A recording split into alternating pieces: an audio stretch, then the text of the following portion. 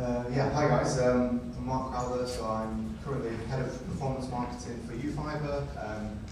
I've worked in performance marketing for about 15 years, which is pretty much as long as performance marketing has really been a thing. Mix of agency and client side, so I've worked on clients like American Airlines, and Aldi. I actually helped launch the digital activity for Aldi. Worked on some really big clients as well as some really small clients, but wanted to sort of talk about my sort of impression of attribution. Obviously, we work in an industry where things move at lightning pace, so because there's a lot of money involved, obviously, things change constantly, things evolve, things get much better.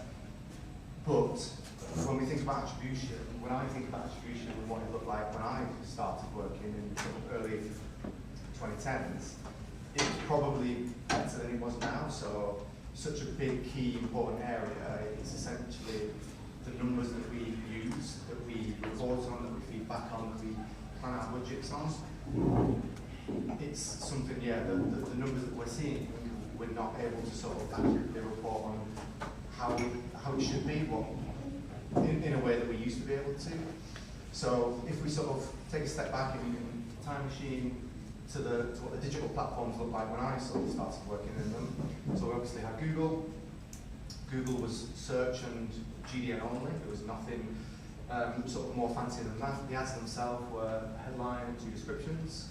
Nothing, no add-ons, no sort of site links, nothing else. It was very simplistic. There was no bid strategies. There was nothing automated. Everything was manual. So if you needed to reduce your CPCs, you had to go in at keyword level and reduce your CPCs. The bid strategies were literally somebody going in and saying, let's increase our bids by X% on this time or this day of week, time of day.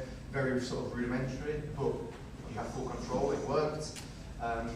Facebook was kind of the new kid on the block. It was very sort of new into the advertising world in terms of a place you can advertise. The ads were limited to this right-hand side column, and anybody who works in Facebook now will know that if you pull a report on the performance, the worst place is the right-hand side.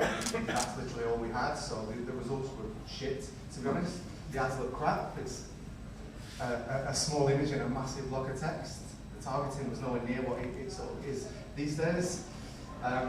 Display, I read a stat the other day which says that 96% of display is now programmatic. Back then, it was probably the opposite. So again, programmatic was like the new kid on the block. It was sort of emerging. Any display activity you wanted to do was contextual. So you had to pick up the phone, ring your contact at the mirror and say, I want to do some sports targeting. My audience is males at 35 plus, so I want to spend 10K on sport. And that was kind of as advanced as we got. We've come sort of a million miles from there. However, what we did have was really strong reporting. So there was sort of 2 main ad servers, DoubleClick being one owned by Google, the other was Atlas. And based on this, we could pull a report, we could track post-view performance. So I could see view-based impression conversions on Facebook. We could choose what attribution model that we wanted, so we could choose last click, first click, even distribution U-shape. We could have sort of our own made-up versions. We could modify the weighting of specific interactions. So obviously, there's always the question around how valuable is a view-based conversion. Well, we could say, well, if a click's worth 100%, a view might be worth 10%, meaning that if the last touch was a view, the sort of earlier touch points would get more of the sort of contribution. So the output of that was one extensive report which covered the full media plan. So search, social, display, as well as own channels, email, organic search. Essentially the whole media plan was on one report. Deduplicated, so the numbers matched what you were reporting on internally, which absolutely is not the case anymore. But then we started to go backwards. So the big platforms stopped working together. So as I say, DoubleClick owned by Google, and then we had Atlas, which was then bought out by Facebook, which essentially meant that there was no reason that they wanted to give Google their data. There was lots of increased privacy restrictions, obviously GDPR, cookie consent, Cambridge Analytica scandal, so all sorts of things happened which made targeting as well as reporting a lot more difficult from a sort of individual level, which sort of by default meant that analytics became the sort of accepted norm. It's obviously evolved in the past few years from sort of universal analytics to GA4, where the default is direct data-driven attribution, which is essentially last click. If you pull a report for data-driven and last click, it is the same thing. If you've seen something different, then please let me know. But yeah, in my experience, data-driven is just last click. And obviously, as I mentioned earlier, it's a Google-owned platform. There is definitely an incentive for them to sort of overweight how Google interacts with things. Good news, we are definitely through the worst of it. We're on the sort of upwards curve now, the reverse bell curve. We're not quite back to the good old heydays of the tenses with DoubleClick running the show. But we've definitely seen a sort of an AI revolution, which has definitely helped. So it's allowed people to sort of build things that can accurately report things. There also seems to be a lot more sort of conversations about attribution as well, and reporting and sort of the accuracy of data. There's a lot more big voices and people that are starting to sort of join the conversations to drive it forward. So obviously we're in a really confusing times where the numbers that we see aren't necessarily true. So how can we, as sort of marketeers, how can we make our attribution better and how can we make our reporting better? So I guess the first thing to sort of focus on is attribution as an output. It's taking numbers and redistributing them based on what's more likely to happen. If what we're giving it is shit, what it's going to give us is also shit. So analytics really should always have an output where we're using historical data to influence future decisions, whether that's a report internally, whether it's budget planning. We should always have something that we want to sort of do on the back of that. So a really key thing is to make sure that the stuff at the top, what we're putting into it, is as high quality and as good as it can be. The sort of benefit, the sort of the positive is that there's a few really simple things that can really help things. So this is kind of like a 101, but it is absolutely fundamental stuff which can definitely help. So first thing is something I like to call brilliant basics. So it's essentially making sure the foundations are there across your accounts. So if you think of it as building a house, obviously the first thing you do is build the foundations. If you want to extend the house, you've got to have new foundations. It's the most important thing. If you want to scale an account, if you're currently spending 10k a month, but you're going to be spending 100k a month, without having to rebuild the account time and time again, you've got to make sure that the foundations are there. One of the key things there is the structure of the account. So making sure that it's pushing as much volume through as few campaigns as possible, rather than having duplicate unnecessary campaigns. So when I started YouFibre, the campaigns were set up at a geographical level. So every town we targeted had a separate campaign, which meant that the daily budgets were a meaty £1, £2, £3, which obviously by the late morning had spent its budget. So there was no volume, there was no learning, there was nothing. So by grouping that together, we saw massive improvements very, very quickly. Another part of the structure is obviously making sure you sort of separate the funnel as well. So you've got the upper funnel awareness, the mid funnel engagement, and the lower funnel sort of conversion focused activity. And within that, making sure that the targeting is right.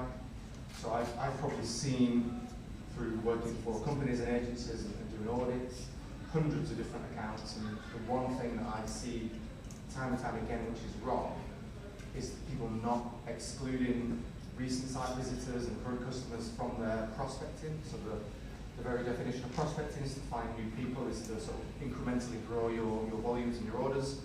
If you are targeting or not excluding people that have recently visited your site, the performance channels, the platforms, they go after the easiest customers, the lowest hanging fruit, which is obviously someone who's just visited your website. So separating that out is a really key way of growing incrementally. Next one is bid strategy. So aligning your bid strategy with your targeting, your business goals, your own KPIs. It seems like a really simple one. So whether you're looking at maximising your volume, looking at efficiency, CPA, you've got sort of targets in place. There's lots of different bid strategies that are going to obviously match with that. Again, when I started YouFibre, the bid strategy was based on maximising clicks. which meant that we got a lot of clicks and not a lot of anything else. So yeah, it's generally not the sort of strategy that's going to get anything. As soon as we aligned with a ROAS, with a CPA, we saw immediate growth. And then the final point, obviously, we've spoken a lot about AI, and there's going to be a lot more talk about AI, but I think one of the worst things that we can do is just let AI run and do its thing. So an old boss of mine used to call it putting Google in a straitjacket, which essentially is, yes, it's good, PMax and Search AI Max and all these different things are great for scaling or increasing efficiency or doing things that you manually can't really do yourself. But at the same time, when you do get a look under the hood, there's a lot of questions and a lot of sort of strange things that it's doing. So as much as it's definitely there to help you, it also needs to be put on rails and not allowed to go to one piece. So once we've got the structure, the next thing we want to do is make sure that the stuff coming into the website is of good quality. Essentially, we want to cut the crap coming in. So the way of doing that is reducing the fraudulent and bot traffic. There's a few ears pricking over there. So we work with Lunio, and essentially what that allows us to do is to find traffic that is either non-human or fraudulent. It's essentially somebody that's not going to convert. We can then block that.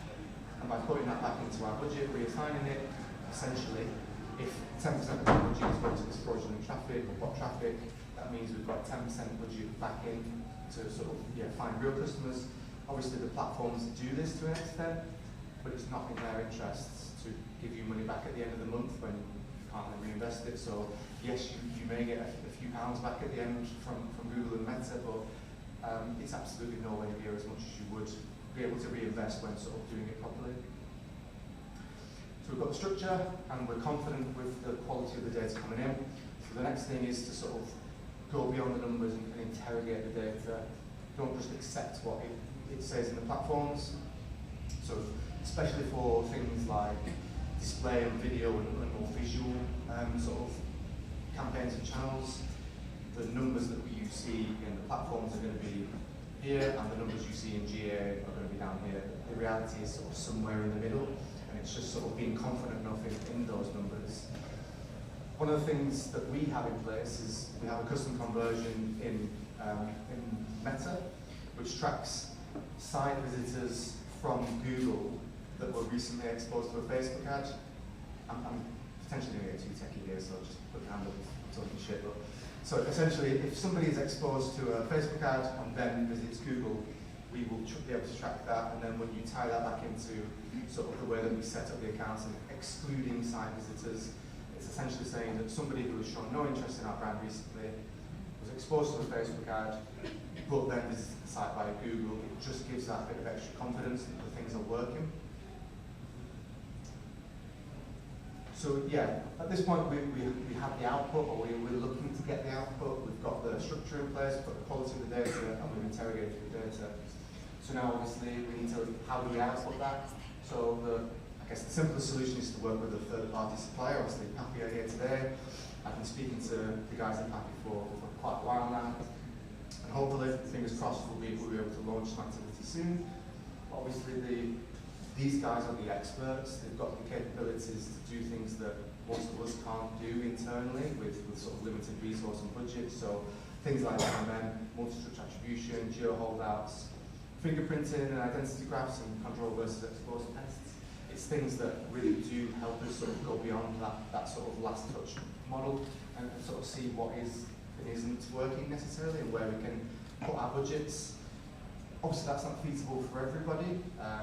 Budgets are a thing and restrictions are in place, so you can make your own reports. So I could speak about this for about an hour. I'm not going to because it's going to bore you all, but a lot of reports, or most reports, focus on what delivered the order rather than what influenced it, and that doesn't really give much insight in terms of if you've got additional budget, where should you put it to drive more orders? Yes, company retargeted a brand, but that's not going to give incremental orders. That's just sort of filling the bottom of the funnel for people that are already going to purchase. So I've created a report which is super simple. It's just using very rudimentary analytics data.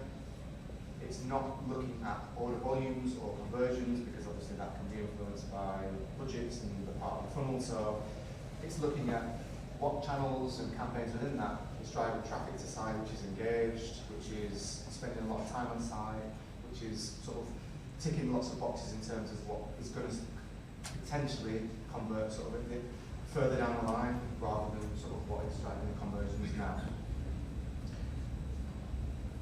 So just to summarise, yeah, the best way to get the most out of your reporting attribution, solid foundations, focus on the quality of the traffic, make sure you're interrogating the data throughout, get third-party help if you can from the experts, budget dependent, but obviously if not, you've got your millions of different ways to create your own reports that sort of give you more realistic numbers than just looking at the last quarters.